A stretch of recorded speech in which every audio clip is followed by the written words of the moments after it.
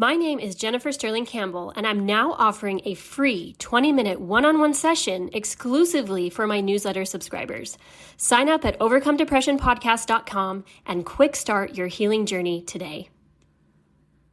I think a lot of people, they'll punish themselves. Like, I deserve to feel miserable in this situation, or I should feel sad because my spouse just died, or because my friend is hurting. I need to feel horrible, or I'm a bad person if I don't. And that's just not true. You can allow yourself to have joy. Even when people around you are suffering, you can pray for them, you can suffer alongside them, but it doesn't make you a good person to suffer for lengthy periods of time, is what I'm trying to say.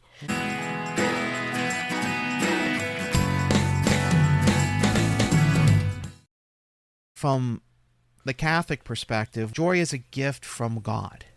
Joy appeals more to a spiritual sense as opposed to a physical sense. Pleasure and happiness is more of a physical emotion and kind of fleeting, whereas joy comes from God, affects the soul, and is more everlasting. I think everlasting is the key word. Yeah. Happiness is, what can I do right now to make myself feel better? It's almost always temporary and based on chemical dopamine hits in the body. That's happiness. Right. Yeah. Whereas joy comes with that peace, that trust in God that He has the bigger picture. And even through horrifically difficult circumstances, you can completely rely in knowing that He has your best interest and that it's going to be fine, and you don't have to worry. You allow yourself to have joy, where I think a lot of people, they'll punish themselves. Like, I deserve to feel miserable in this situation, or I should feel sad because my spouse just died, or because my friend is hurting. I need to feel horrible, or I'm a bad person if I don't. And that's just not true. And you can allow yourself to have joy. Even when people around you are suffering, you can pray for them, you can suffer alongside them, but you don't have to stay there. It doesn't make you a good person to suffer for lengthy periods of time, is what I'm trying to say. Right. Joy is the ultimate motivator. Joy can push us forward in times of happiness and pleasure, and joy can push us forward in times of strife and hardship. Because when you have that joy, you have that inner sense, that inner knowledge that whatever you're enduring physically, on a spiritual level, that joy is never going to go away. That is the gift of the Holy Spirit. That is a gift of God saying, I have your back. Mm-hmm. I recently read an article dealing with the crucifixion. And the speaker was saying that it's debatable whether Jesus was happy at that moment because of all the physical pain he was enduring. I would have to say no. I would kind of agree no. But was he joyful? And the answer was yes. Because even though what he was enduring physically was horrible, the outcome would open up the doors of heaven. The outcome would seal Satan's defeat. Mm-hmm. And that experience, that knowledge brought him joy, which is why so many people who have written about it have said that he willingly embraced the cross. He lovingly embraced it, not because of the physical hardship, but because of the joy that was result from what he did. It was completely worth the sacrifice. And I think that him being human at the time, I imagine he struggled. He asked not to have to partake of it, if at all possible, take this cup from me. Right. But keeping that eternal perspective of this is going to be worth it, and the joy that is within you that maybe is suppressed at the time because of the pain, but lasts through to where, okay, that's done and over, got through that challenge, and then that triumph. It's the triumph and the process. So studies have shown that your best chance of having joy is in taking on challenges that are beyond you and making those steps towards a goal or becoming someone new or achieving something like a marathon. That takes quite a bit of training. Is the training for a marathon fun? would have to say in most cases, nada. No, I've never had the desire to do one, but some people do. And some people really love running, but the pain is real. I mean, those last few miles of the marathon, the human body in general starts to break down in real ways. It's not the physical exertion that is difficult from those last few miles. It's that people feel like their legs are going to break. The impact over and over and over, and lifting one leg ahead of the other those last 3 or 4 miles just to finish. But the joy of I did it. Even if it wasn't I won the race, it's I finished, or I tried, or I learned these things, even though the goal that I was trying to get didn't work out the way I hoped it would. It's the joy of the journey, of learning something new. To an Aquarius like me, that comes pretty naturally. I'm constantly wanting to learn new things. One of the keys of overcoming depression or achieving joy in your life is simply moving in a new direction, changing things up. And that could be learning piano, taking on a challenge that is beyond your level, like joining a team, and you're like, but I've never played basketball, and you join a basketball team. You learn how to play basketball. It could be anything. Taking on a new job. So many people are miserable in their jobs. Having the courage to quit the old job, take a huge pay cut, and try something new for the experience. You only live once. And that's not to be completely irresponsible of responsibilities, but sometimes you can downsize. And if you're working with a spouse, you can work with them to make things work and have a new experience. So you're not just floundering your whole life in a job you hate. That's a really common one. My sister and brother-in-law recently took a pay cut to buy their own business and start doing something completely different. And I'm so proud of them. And they now own cookiecutter.com. And I can see how hard they're working. And it's not always joyful work, but how generally more happy and joyful they are just having the control over their own business and all the creative things they're doing to make it better and all these cookie cutters they're designing. Money is way down the totem pole for me in terms of priorities. If I can make it work and I can have joy doing it, I'm going to do it. Like, I don't really care about the money. As long as I can pay the bills, make it work. Ask God, will you please help me through this? I don't know how I'm going to pay this. I don't know how I'm going to pay my taxes this year. It always works out. So having that kind of faith helps a lot in making better choices that are not based in money, but based in the experience, and asking the Lord, what do you want me to learn and what direction do you want me to go now? It's all about learning and growth, this joy thing.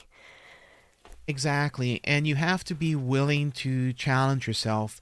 At the same time, you have to recognize when you are in a rut, when you are stagnant, when you need to make a change. Oftentimes, God will send you subtle signs, and you have to be able to look for them and be ready to grab them. On the same token, sometimes people are stubborn, myself included, and God has to really hit you with a major sign. Maybe you get fired. You're like, this is horrible, and this is the best thing that ever happened to you. Yeah, I mean, in my own story, one of the things I used to be, I was an electrical engineer. I worked for a company, traveled all across the United States, Canada, Europe for 8 years. Mm-hmm. At the time, it was fine, but after working there for so long, 60, 70 hours a week, no holidays off, no weekends off, and I started to burn out. Finally, I got downsized. They were bought out. And it's like, well, you can move to California or you could move overseas. Otherwise, you need to look for a new job. So I was like, well, I have no desire to leave. I got laid off. I pretty much downsized myself. And I was like, all right, this is God's way of telling me I need to make a change in my life. Sometimes that requires selling a house and getting a smaller one. And people act like, oh, I can't do that. I have these bills to pay, these house. And I'm looking at them going, you can get rid of some of these things that are costing you so much money. You can. It'd be an adventure. It'd be so cool. Yeah, and at the time it's not the funnest. But anyway, long story short, I went back to school, and that's why I became a math teacher. I started my teaching career, where I have been 10 years. I would venture to say that was intuitive for you. You didn't just jump into the teaching career. You felt that confirmation that, yes, this is the thing. Because I think a lot of people will get excited about things and just jump into them before clarifying with the Spirit and then end up in even a worse place than they were before. So the joy is the most full when you are tuning into your higher power. Let's just put it that way. Yeah, even if it doesn't make me, sense, what you're being told to do. Yeah, there was a period of 6 months between me being laid off and deciding to go back to school for teaching. And during those 6 months, I tried different things. Nothing else worked out until finally I decided the teaching route. That's when things started to take shape. And I'm like, all right, I'm going to give this a try. And I was like, well, I'm going to give it 5 years. At the end of 5 years, they say most teachers don't make it past 3. Well, I'll shoot for 5. I'll go for 5 years. Yeah, most new teachers quit within the first 2 or 3 years. And it's not necessarily because of teaching, it's because of all the red tape and the drama. That's why I did not want to be a teacher. It's the red tape, the bureaucracy, the parents, not having the freedom to actually teach as much. Yeah. I felt more joy working with the students than I ever felt traveling and whatnot. It felt like I was really making a difference, and that changed everything. When you actually make a difference. Yeah, here's an interesting study about people in general. Statistically, people would rather have things be chosen for them than have, how did they word it? It was they would rather have one choice. For example, if the doctor pulled them in and said, you have this issue with your back, the only option is surgery. Versus, you have a problem with back, we can try this, and we can try surgery if nothing works. What do you want to do? Like, most people would rather have the doctor say, worst case scenario, they'd wish for the worst case scenario so that they have no choice. They just have to do what the doctor says. He says the only choice is surgery. Easy choice. Most people would rather not have a choice than be faced with the burden of making a choice and having to experience the consequence, good or not, for the choice they made. That accountability where, this pressure, what if I make the wrong choice? Intuition helps a lot with that. If you can turn it over and just make the choice you feel it, but it's not always super clear. But it's true that a lot of people wish away choices that could be so much better for them because they don't want to have to make it, even in terms of depression. For example, they would rather be told, you have depression, it's chronic, genetic, take this pill for the rest of your life, this should work for you, rather than being told, you're suffering from depression. Would you like to change your diet? Would you like to try these different things? Would you like therapy? How about energy work? And, that takes a lot of work, right? Rather than just give me a pill and give me no choices. And I think that a lot of people who are struggling with mental illness are stuck in that, I don't want to make a choice, I'm good. Don't give me hope of ever having more joy than I already have, because that would mean I have to make a choice different from the one I'm already in, and then I have to be accountable for that choice of how it goes. Or I have to follow through with this choice that takes more work. And I think that's where a lot of people get stuck, is this mentality that's very real in the human psyche of just give me the worst case scenario and tell me that there's no option other than this one, so I don't have to choose. Right. How to word this. Yeah, people fear making a mistake. When in reality, the only mistake they make is not making a choice, not making the decision. Make a mistake. Like you can, there's recovery. You know? I tell my students this all the time because they're so concerned about making mistakes. And I teach math. Okay, it's common. You can learn more through a mistake than you can doing it correctly the first time. Oh, yeah. I don't forget when I miss something dumb, in a math equation. I remember remembering and going, I'm never going to do that again. And then I've also seen students that have struggled and fought to master a concept.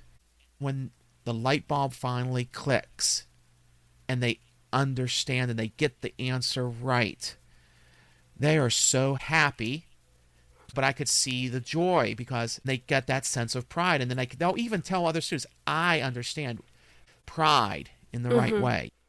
I would like to say it's the right way pride for me, that I overcame depression. I know the difference. There are a lot of people on this planet who do not understand what being depressed chronically is like. It's not even something they can compute. It's just, they can't. But I can. I know the difference. And I feel like my joy now is so much more full. It's so much more real because I've known the darkness was my everyday life for a very long time. And not everyone gets that experience. Was it kind of awful? Yeah. But coming through it on the other end, I'm so glad I have that oppositional understanding, because I have gratitude for where I am right now. And whenever I do get in kind of a slump, I know I'm going to get out of it. I've done it so many times before, and they don't last very long because I have the tools to to deal with darkness. Yeah, that's the wisdom of experience. I've done that so many times. I've made a choice and it was the wrong one, and I sit back and I just say, that didn't work out the way I thought it would. Okay. Yeah.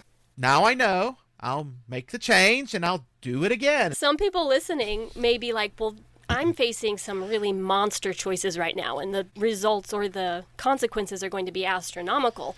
I've experienced some of those too, and I wanted to touch on that a little bit with regard to divorce, big time relationships, how it affects the kids. I was newly divorced, and it had been about a year, and then my ex-spouse, we had gotten along very well post-divorce. He got remarried, and then things changed drastically in ways that shocked me. And I'd heard horror stories from people of just nasty ex-sagas. They're awful. And I thought, that's not going to be me. We get along so well. That became an absolute reality for me very quickly. It was scary. I was being dragged into court, and I didn't want to go. I wanted to work it out. And it was horrifying. And my ex, he's a dear, he's a good person, maybe wasn't in the best space at the time. And I was really struggling with that. I felt betrayed. I was angry. And I found myself blaming him for all my problems, right? My life would be fine if you weren't such a blah, blah, blah. And God, he needs to change. Make him change. Literally, my thoughts and my prayer at the time even was, make him be better. He's clearly not in his right mind. Make him be better. Make him like he was before. And I got a very clear reprimand from God. It was, darling, he is not going to change. Not for you. You have to change. Ouch. Okay. He says, your current state of mind right now, the struggles you're having, that is your fault. And that was a big wake-up call. I literally had to pass my heart on to God and say, okay, well, please fix it, because I'm very out of my mind, frustrated, angry. You're going to have to change me. I don't know how. I'm going to work through all these emotions. It was very agonizing, and I was taken not only to family court, but criminal court. I was accused of doing things I did not do. Had to get mug shots. It was humiliating. And I was getting to the point where I was getting very scared and kind of panicky, and I'd never really experienced the kind of anxiety attacks that people describe. I came pretty close, though. I was outside my home pacing. I'd realized that I was now going to criminal court and was panicking inside and what am I going to do? This is horrible. If I mess this up, I could lose my kids. I'm a criminal now, according to paper. What if I lose? And I was just working myself up in a frenzy, and then I started beating myself up. Jennifer, you got to stop it. You cannot go like this. You're going to look crazy. And if you look crazy, you're going to lose. Put yourself together. And I was just beating myself up, talking to myself really meanly.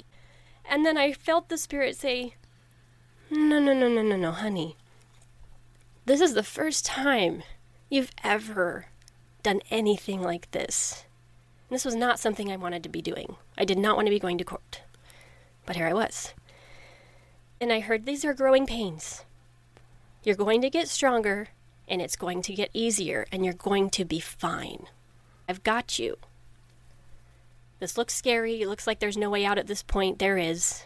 It's going to be fine. But you have to be nicer to yourself. You have to forgive yourself, and you got to forgive your ex. And so I literally took my hand and I started patting myself on the shoulder. And I just took a big breath and said, you're doing a good job. You're doing a good job. And whenever I would feel that panic rise up in me, whenever I'd get a weird text or that paperwork that you get from the court system, it was just like, I would do it again. I'd pat myself on the back quite literally and say, you're doing really good. These are growing pains. You're doing a good job. It took a year of preparation. It was basically a full-time job on top of the other jobs that I had, plural, at the time, trying to support myself as a single mom and make things work so I could be home with my kids and they were with me. And I was able to get to a place where I could actually hear the Spirit, because when you're panicking and crazy, it's really hard to feel the Spirit.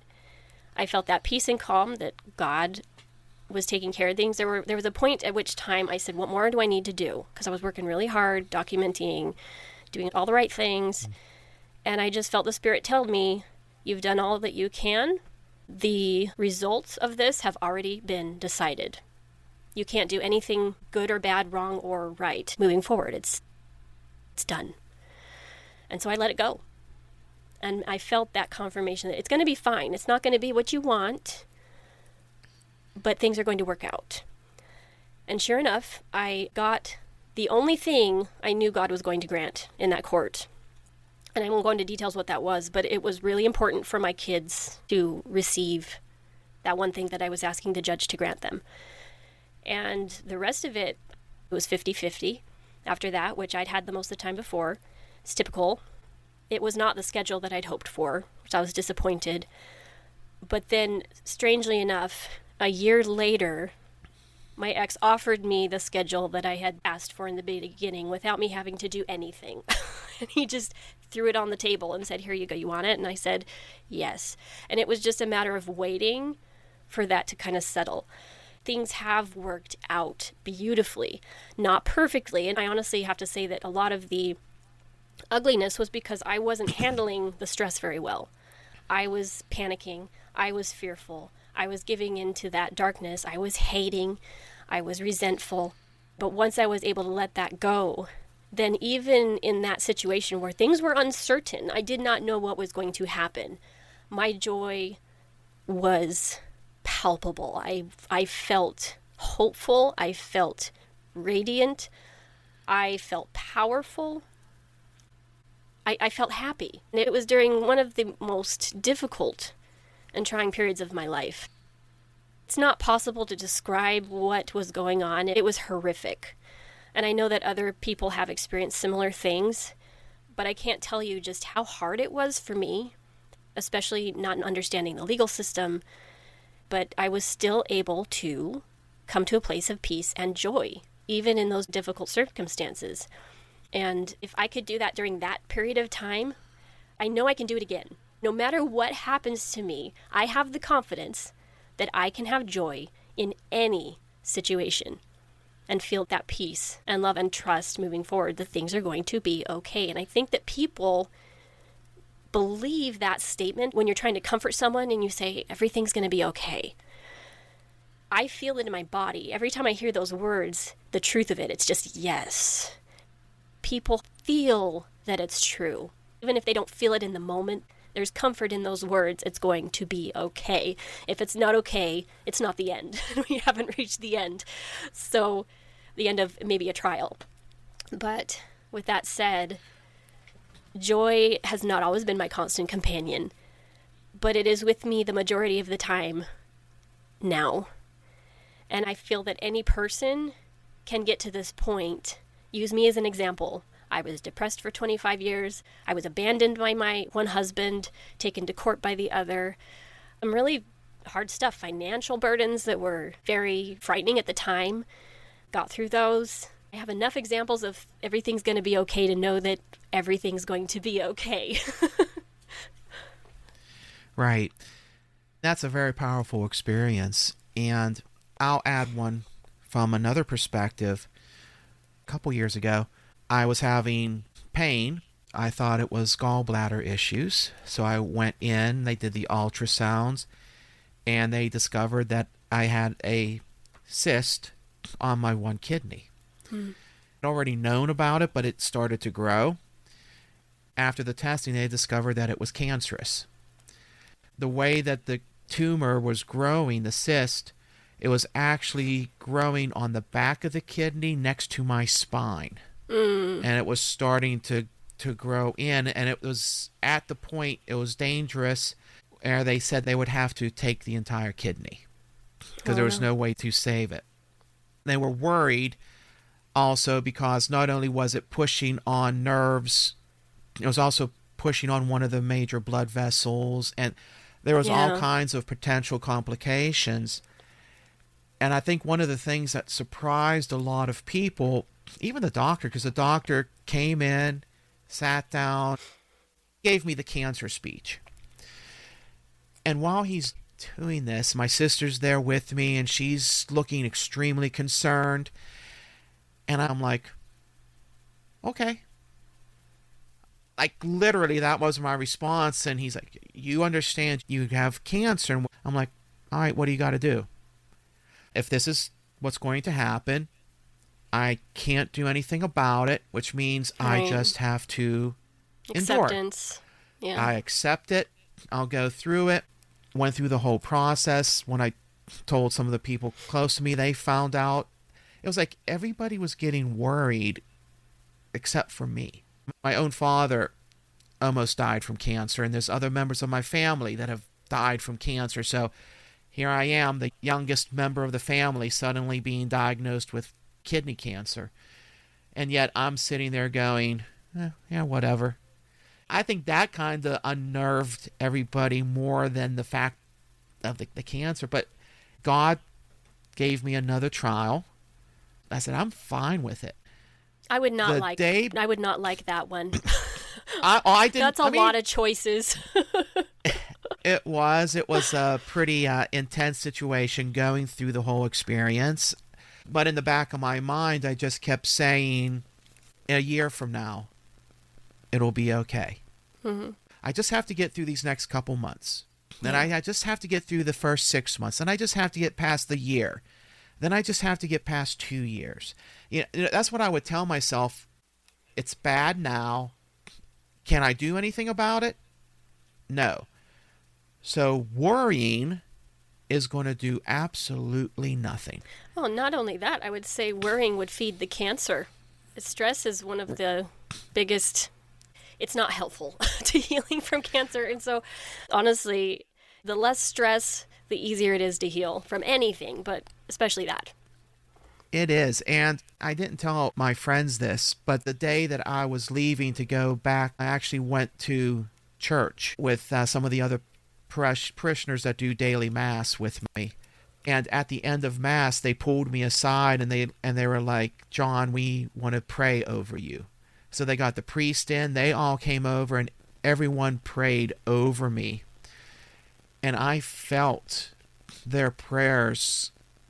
I felt God flow into my body, and I just instinctively knew it was okay. It stayed with me, and when I drove back home, it was a couple hours drive. About midway, all of a sudden, I got hit with a rush of pure love and warmth, and it was so extreme that I just started laughing. I laughed from the bottom of my heart, and it was like, is this all? Is this all it is? This is nothing compared to people think God. We're weird when we laugh when we're in really bad situations. But I've learned to do that. I'm like, wow, this is a really bad day. And I'll start laughing about it. Yeah, and I felt joy. At that moment, I felt a true sense of joy, peace, and love. And I just instinctively knew it would be okay. Mm-hmm. Things were going to change. I'd have to endure, which I did. Surgery went well. I was in the hospital a week from complications. So it was a harrowing experience. I was out of work for about a month before I That's could go not too back. bad. I mean, I had a friend who was out of work for over a year fighting her battle. And what was really sweet about her experience is that people from her work were donating their vacation and sick days to make sure she kept getting paid so she could keep her benefits that was paying for the Right. treatment. And it was a very, very sweet experience to watch. Yeah. Just all of the sacrifices that were being made on her behalf. People just love her. My best friend, Heather, she's still here. That's good. Still there, and I'm still here too. The experience changed my life in some ways, and there's certain things I used to be able to eat that I can't really eat because I have bad side effects now. It's been a whole new learning experience, but once I accepted it, then I now find a joy in it because it's an experience I could not have learned any other way than going through it firsthand. Yeah. I've learned what I've learned. I'm moving on. And that's the key. I think that's the key to overcoming any form of depression or any form of negative emotion. Don't stop. Move forward. Push through it. Mm-hmm. Which is When I where had- the joy comes from. It's in movie. It's in Yes. putting one foot in front of the other. And I did that a lot when I was depressed, and it didn't necessarily fix the depression, but it still put me in a position to where when I was finally ready to let it go, I had the foundation behind me and the examples of the times that I'd failed, got back up again. I was much harder on myself back when I was depressed. Failure was a lot more painful than it is now. But knowing that I had done so many things that I didn't think I could do, I'd done it a lot on my own. And then realizing for the first time that, wow, I'm not letting God help me much. I'm just trying to do it all myself, which is admirable, sort of. But when I finally handed it over, I was ready to heal. So it's not necessarily going to fix depression until you allow God to do a lot of that heavy lifting for you. And it's very real. You just let it go and you believe it's going to happen. But you can still practice in the meantime. And like John said, just don't stop. Keep moving forward. Keep choosing life. I think that's huge right now with a lot of the people not wanting to live anymore. And for me, I didn't struggle with that so much. I wanted to disappear. I wish I'd never existed, kind of a thing, like A Wonderful Life story. Like, could I have just never been born? You know, that kind of thing.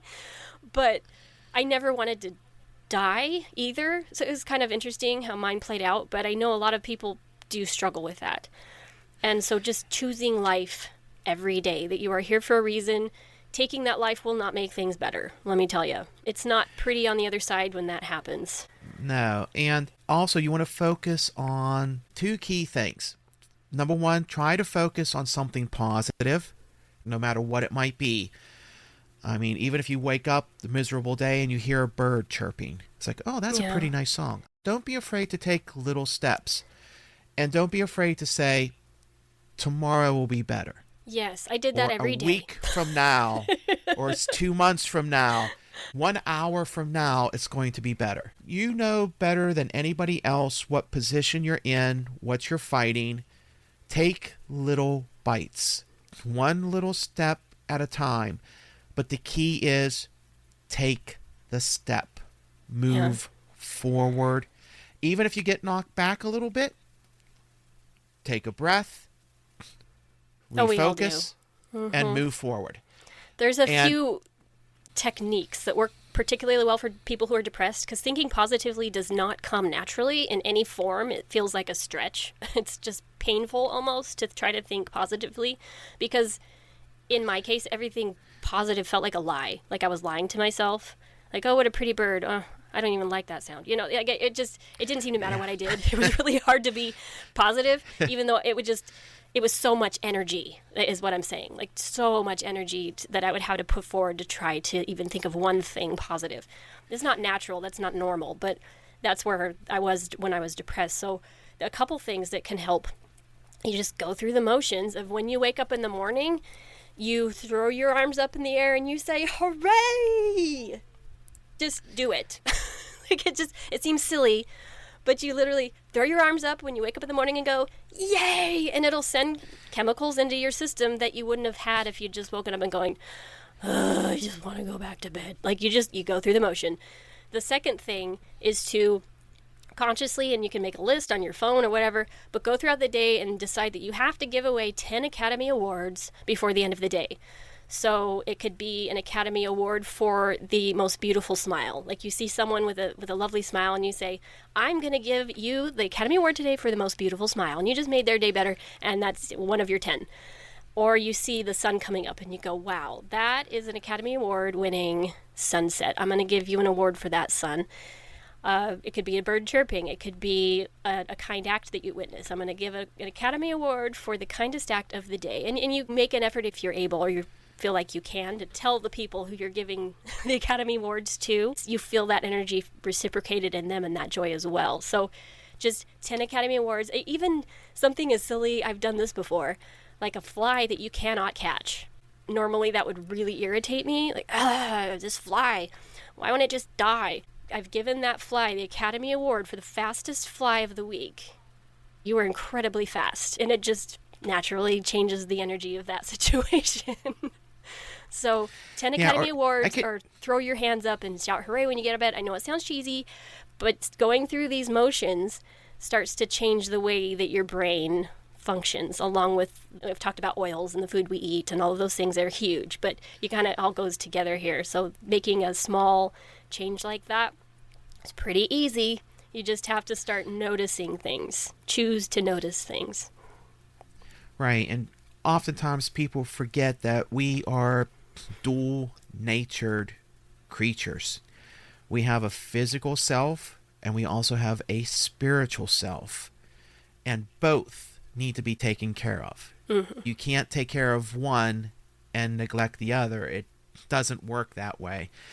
It's actually, I know it might seem hard, it might seem counterintuitive, but when you get into the habit of being positive and embracing the moments of joy when they come, you'll find that it's actually easier to be a joyful, happy person than it is to be focused on negativity. Yeah. Negativity takes a lot of effort. It's kind of like it takes more effort to frown, a lot more muscles than it does to smile. Right. You don't realize how much effort you're putting into it until you aren't putting it into that anymore. It's so much easier to live a life of joy, but understanding that is the hump we have to get you over, or the hump I had to get over. Right. That understanding of, it could be easier than this. You're really putting a lot of energy here. But yeah, it's hard. It's hard. I'm not going to negate that at all. Yeah. It's a difficult place to be. That's a lot of people's normal. But it takes practice and getting back to failure. Understand the way you go in cycles. You're going to have highs. You're going to have lows. You're going to take some steps forward. You might take a couple steps back. Again, reiterate for like the third, fourth time. Just don't stop. Don't give up, and focus and keep moving forward. Well, and two, that's how you life learn. can be good no matter what you're going through. Like when I'm having what I would call a difficult week, and someone asks me, how are you doing? And I can genuinely, without lying, say, life is very good. Here's some challenges I'm experiencing this week, but I'm still feeling a lot of gratitude and joy throughout it anyway. It's just easy. It's my nature now. Not to negate the difficulty of certain situations, for sure, but it is possible to have joy throughout all of it. I actually got to witness this with an individual. When I was in the corporate world, there was a salesperson. I was working with them on client accounts. And when I first started working with them, my immediate supervisor warned me. And he says, whenever you're dealing with her, always envision that she has a knife behind her back. And the moment it benefits her, she is going to stab you with it. Mm-hmm. And laugh. She was a very vindictive, icy, two-faced, lying was a way of life for her. Yeah. What a sad she state. had a very... very negative life. And she actually turned out to be one of the best teachers I ever had, because she taught me how not to be a human. She focused on negativity. To her, the world was against her. Everybody was against her. She hated everyone. The only person she thought about was herself. Over the years that I worked with her, I saw her go from a normal walking person. Then she started having health problems. Her knees started giving out. Her hips started giving out. She started walking with a cane. And she was having all of these strange problems. She was going to the doctor all the time, and they couldn't figure out what was wrong with her. But for some reason, her physical body was self-destructing. Oh, yeah. By the time she left the company, over the course of 5 years, she aged. I kid you not. She was only in her 50s, and it looked like she was in her 70s. Yeah. Over the course of 4 years, her body had deteriorated because all she saw was negativity. And I'm like, I never want that to be me. That cannot be me. I wish I could have changed her. I always tried to be positive, and I always tried to point out the good things, but it never came to pass. And eventually she got fired. She eventually made too many people upset. I don't know whatever happened to her, but that lesson, watching her disintegrate before my eyes, it was just like, wow. That's a powerful sincerely message. believe that every pain, every ailment we have, and believe me, I have them too, comes from a low vibrating frequency, emotion, hate, in a lot of cases somewhere. And a lot of people say, well, I don't hate anybody. And look a little harder. There's usually something somewhere. It might not even be your hate, but something that you're carrying. Could be an ancestor, could be a friend. So just look a little deeper there. Feelings Buried Alive, Never Die is a really good resource that I use to get ideas of where maybe a pain that I'm experiencing is coming from. I've talked to people, they can be a little cynical about that, like, oh, come on, I just stubbed my toe. I can usually trace a pain to something that I'm struggling with. It's like a physical manifestation of the inward vessel. I don't necessarily believe in mistakes. And here's another thing for people to realize. Joy is contagious. As just like any other emotion, I know we say, joy is a gift from the Holy Spirit, but it's a gift for everybody. And you have the same opportunity to give joy to others as God has to give joy to you. Every emotion is contagious. Yeah. Everything and don't get discouraged if people that you try to give joy to don't receive it. It doesn't mean that the gift wasn't appreciated by God, even if it wasn't necessarily received by them at the time. But if time doesn't matter, they can always pick that up later and receive it at a later time. Yeah, I know I've mentioned this before, when you can feel the effect, how emotions travel performers. If you go to a live concert, the experience is different than watching it on TV. Likewise, when I traveled, I watched all these videos on the Grand Canyon. The first time I saw it in person, it put everything else to shame, because those experiences are just so much more real when they're in person. Yeah, there's an energy there you can't tap into from a picture. Right. And I think that's one of the things that with so many people addicted to phones, their cell phones, they're facing the cell phones. Antithesis of joy. Let's just put it that way. Yeah. Because they do sap the joy out of life. They're addictive. They give you dopamine hits. But yeah, get out of the phone and live life. I have had to put severe boundaries on my own device, which irritates people sometimes because they can't always get a hold of me. I'm always really good at calling people back. But I leave the phone on the table most of the time when I am home. If I'm at church, I don't even bring it. I will leave it inside if I go and do the goats in a lot of cases. It's not a part of my person. And I think for a lot of people, it's become just an extension of themselves. Never leaves them. And I think we need to disconnect in a very real way and actually make a list. What are some boundaries? Some treat the phone like it's almost like a person, like an abusive relationship. And here's some like boundaries we're setting in place so that you don't continue to abuse me, and live by them. And I feel like that has benefited me massively. The only thing I do on social media for the most part is post for the sake of trying to get the word of the podcast out. And I've thought, well, that's not fair. I should support other people. But at the same time, I know that even in myself, when I've been trying to do social media to get the algorithm to like mine, I'm lower that day. The more time you spend on social media, the more depressed a person is. That's just like across the board. And I feel that even in myself. So I just decided, nope, I'm not doing that. I'll post and then say bye and check if I have comments later. I spend very little time on my phone. I might be listening to music. My son's always asking for his songs, my baby, or maybe listening to a podcast when I drive, but I don't stare at the thing much. I think the less FaceTime you get with the thing, eye to screen, the better. The key to overcoming depression is don't focus on the cell phone, because historically, early on, they did a study where they found that having negative stories causes higher viewership on the news media. Bad news travels fast, good news travels slow. I'm encouraged by this podcast, even though it's not blowing up. It's like it's the good news that's going to slowly gain traction.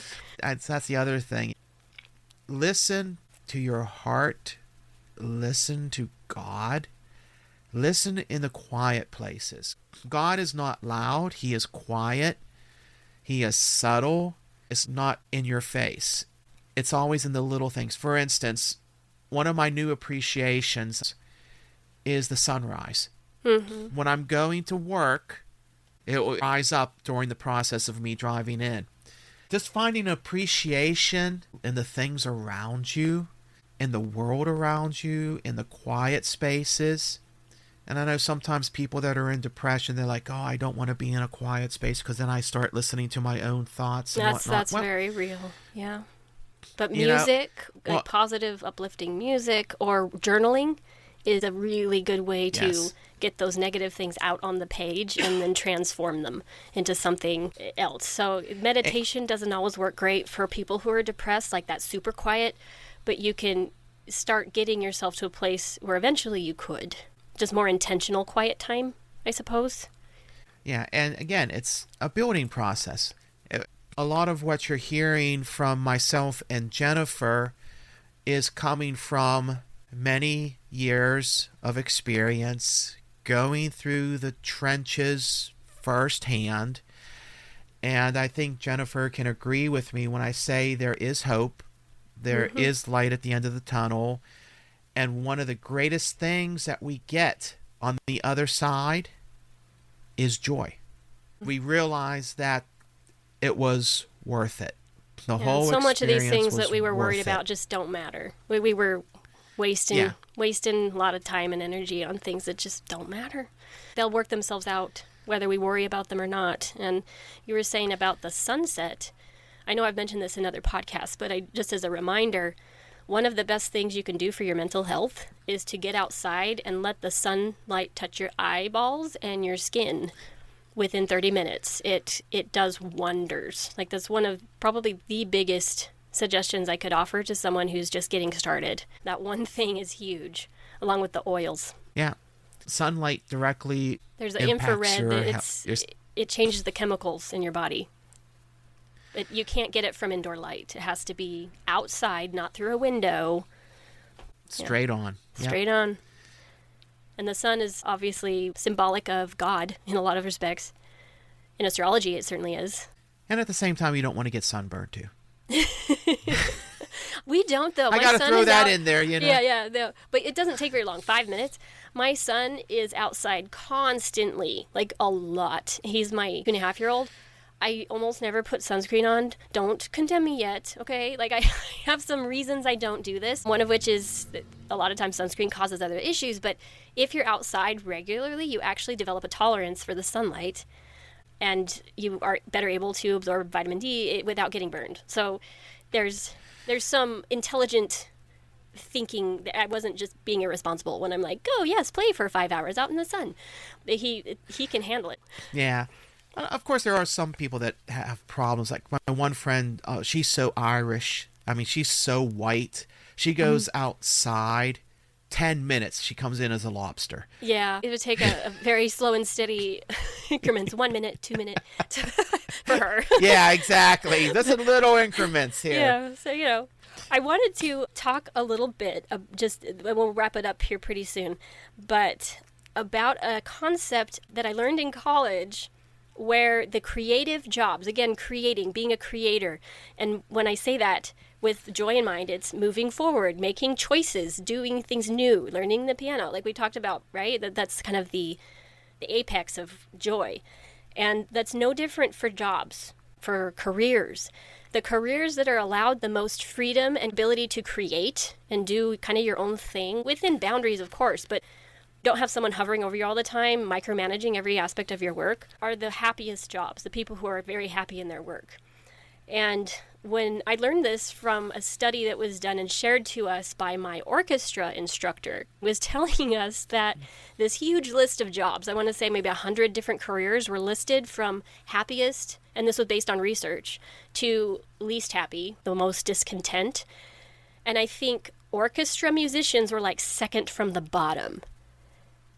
And I was going, do I actually want to go through with trying to be like an orchestra musician? If that's the case, maybe I don't want to do this.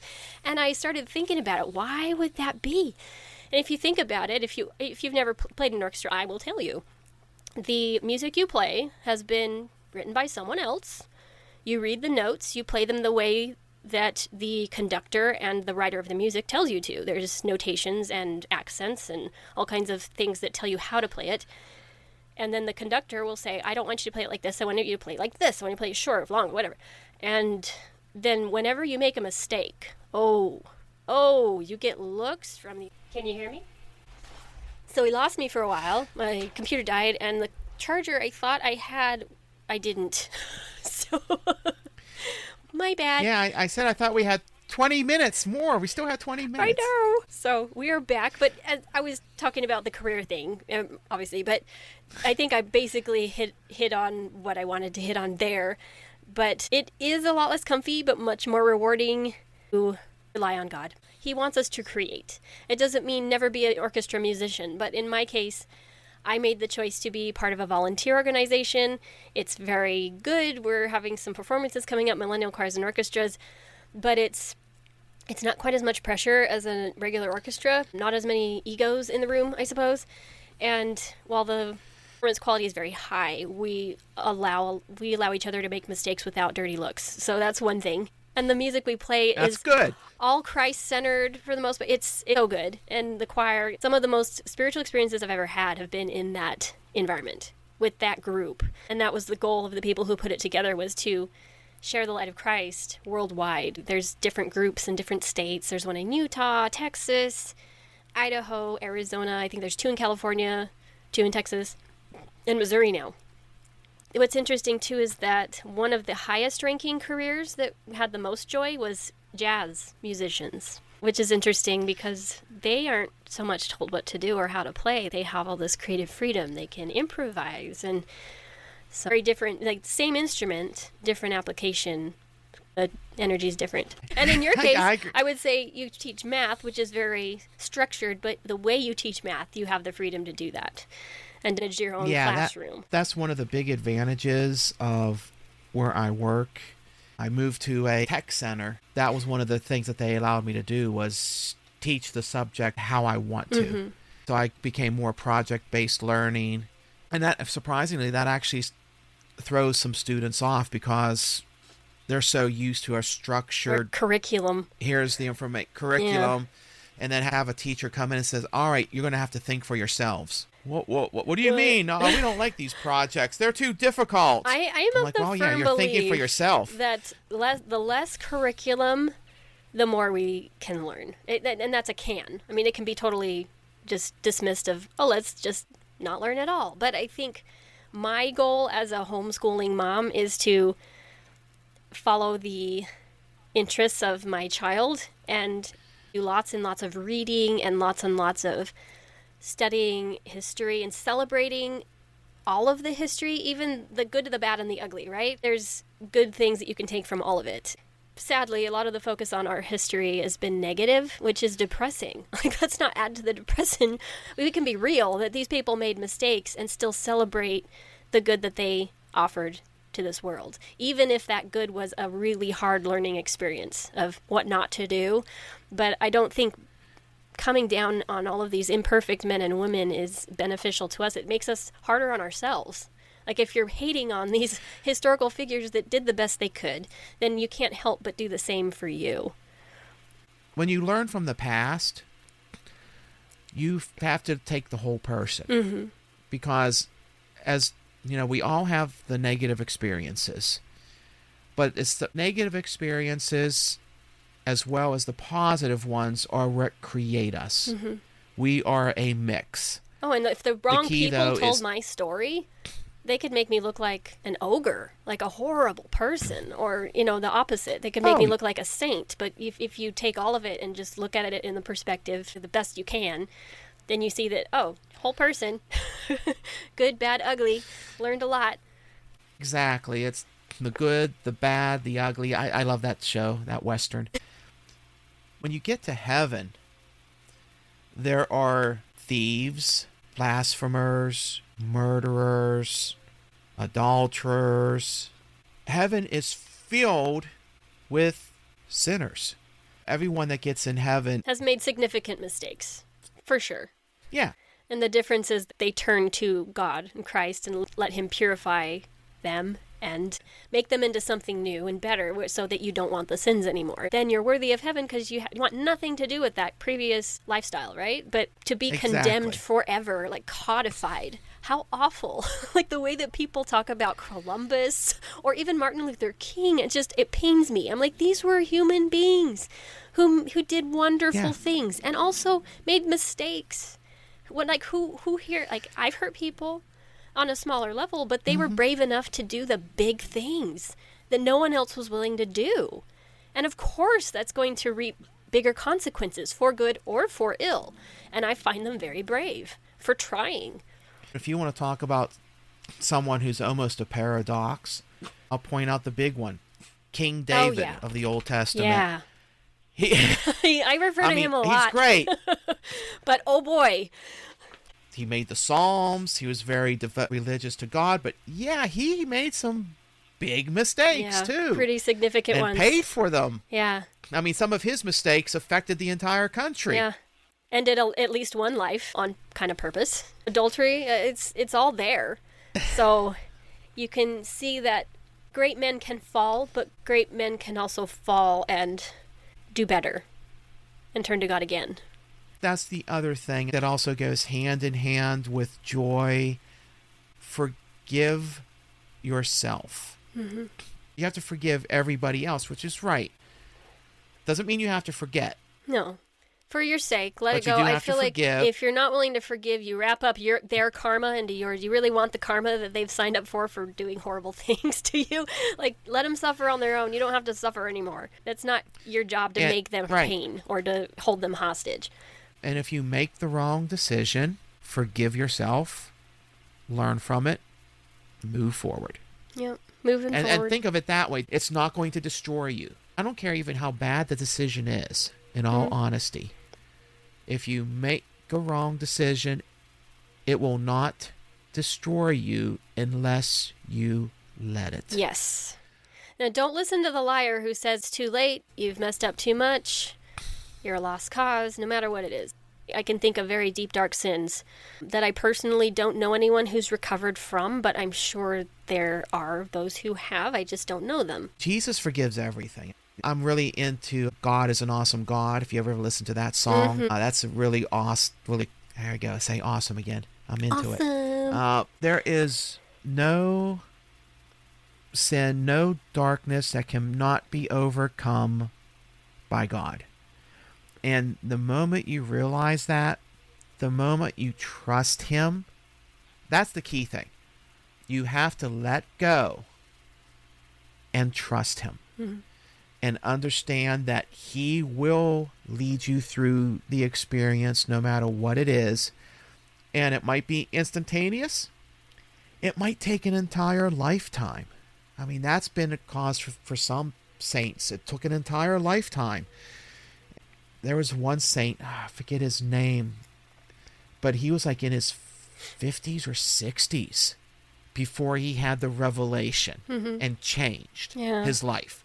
So for all those years, he had been doing wrong, making mistakes, and until finally God had enough. It's like, will you wake up already? You knucklehead. And he's like, oh, crap. I've really screwed up. That's the story of humanity. That's our history. Everyone needs to understand that you are part of that history. Everyone has their own book. I know earlier we were talking about your father and how he used to write books. We all write our book. Jesus even said, you are in the book of life.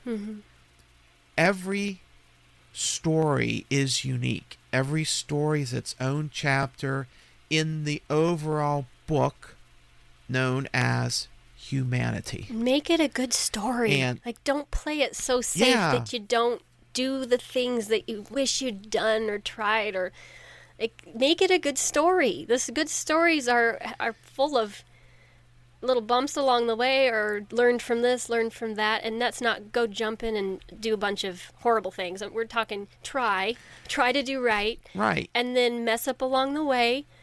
Those are the best stories. And remember, God loves the underdog.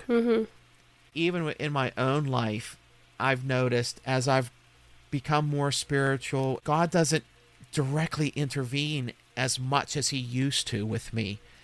And one time I was questioning him about that, and he's like, well, you just don't need that anymore. Yeah.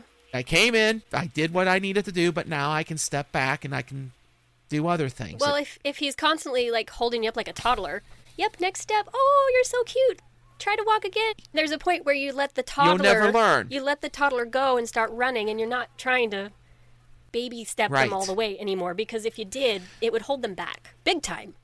Right. Yeah, that's not good. And that's the way God is. He will come in and he will baby step you as much as you need it, as much as you ask it. But at some point, he's going to let go and let you run, or figure things out. Experience. Like, again, the challenging lessons are the ones you remember. And I feel like sometimes I'm like, just tell me what to do or make this easy. And I feel like he's saying, nope. You know what to do. Come on, Jen. You don't need to be babied forever, but sometimes I think we want to. Like, just let me stay a toddler forever. And no, you're a teenager now. There's more responsibility. Yeah, that's the easy way. Yeah, it is a lot easier if you let someone else guide you. But then the story becomes less interesting. Very much less interesting. Well, I want to end with first a scripture, the kind of theme scripture for this whole podcast. And I'd like to make shirts with it. If people want shirts, let me know. 2 Corinthians 5:17, and I'll probably repeat this one a lot, but therefore if any man be in Christ, he is a new creature. And that transformation. Old things are passed away. Behold, all things are become new. All things are become new. So you can literally become an entirely new person full of joy. Light is life, is joy, is God, is love. I feel like they're very much synonymous. And my last quote is by Gandalf. I can't remember if this is Gandalf the Grey or Gandalf the White, but, otherwise known as J.R.R. Tolkien. First, Frodo says to Gandalf, the wizard, I wish it need not have happened in my time. Gandalf then replies, so do I, and so do all who live to see such times. But that is not for them to decide. All we have to decide is what to do with the time that is given us. I love that quote. Very, very true. Yes. And if you want to overcome depression, move forward in your life, no, you don't get to choose when you were born exactly. You don't get the circumstances of life, the world we live in. It can look pretty messy. It can look rather dark. What you do with it makes more difference than you know. Ripple effects are real. Karma is real. Christ, his atonement, it's real. I want to emphasize the worth of you and the choices you make, the brave choices you make in getting out of your comfort zone that can move you to more of a place of joy by being creative, learning something new, can lead you to an entirely new world that you didn't know existed. But it's definitely worth going there. Yeah. Because when you find it, it changes everything. It changes everything. In the case of Lord of the Rings, I mean, it was pretty ugly, dirty. You talked about that woman who looked really old and she was 50. Yes. I thought of the ogres or the orcs. Everything that's evil kind of gets that nasty, or Smeagol turned into Gollum. That's real. I mean, you can look at pictures of me when I was depressed. I looked like a different person. I had a different demeanor. I had a different body. I didn't hold myself the way I do now. And so healing is real. It's powerful. It's for you. And you can have joy in your life. Is there anything else you want to say, John, before we part ways for the week? No, I think that about covers it. Thank you for listening. And if you feel inclined, please leave us a 5-star review on ratethispodcast.com/overcome depression. That would really help us out a lot. I am Jennifer. I am John. And we will see you next time.